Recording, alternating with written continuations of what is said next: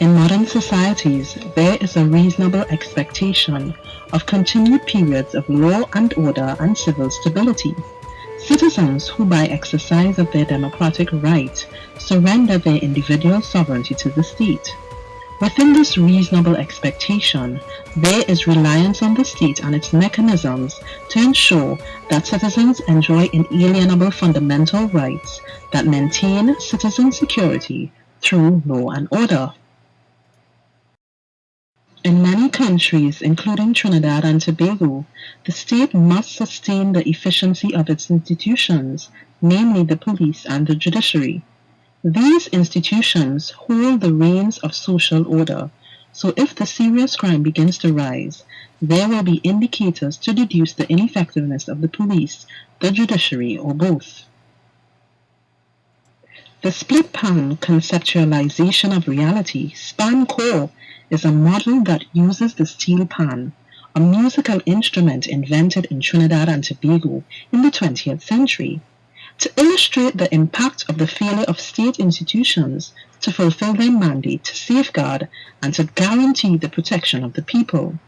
SPanCOR also provides the basis upon which the concept of ViPO is grounded, and ViPO's justification as a plausible solution.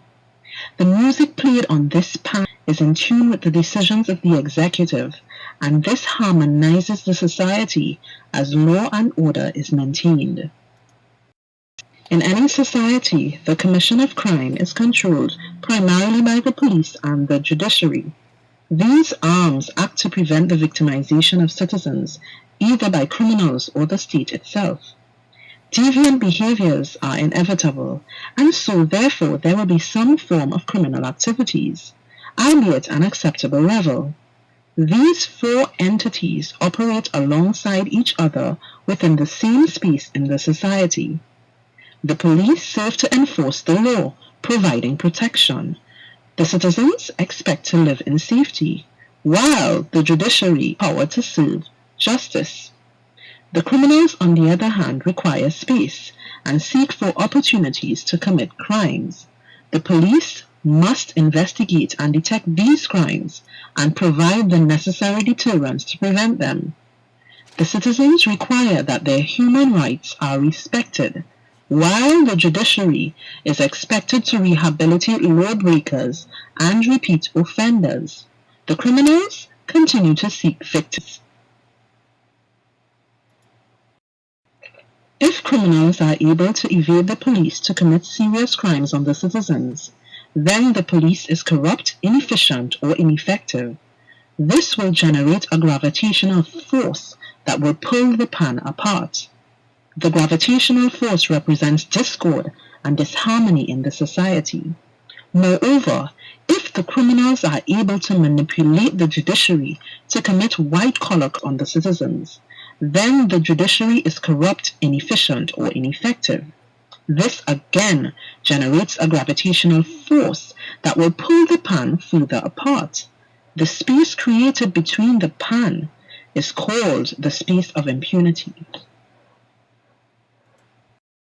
The space of impunity affords criminals the opportunity to now attack the citizens with impunity. Because the detection rate is low, deterrence is absent, laws are ineffective, punishment is inadequate, and the entire law enforcement system is in disarray. The citizens' attempt to obtain assistance from the police or the judiciary is futile. Having no other avenue available, and in an effort to protect themselves, the citizens will now use the space of impunity to seek revenge on the criminals through vigilante justice or, in extreme circumstances, the formation of gangs. As the war between the criminals and the citizens continue, the nodes of the pan begin to further separate, creating new spaces of opportunity. These new spaces are called the corruption lifestyle opportunity gaps. That is, citizens seek contacts in every institution to circumvent established procedures to achieve personal gains or favors. As society gravitates towards the corruption becomes habitual, the wrong has now become the norm, and this further widens the spaces between the notes.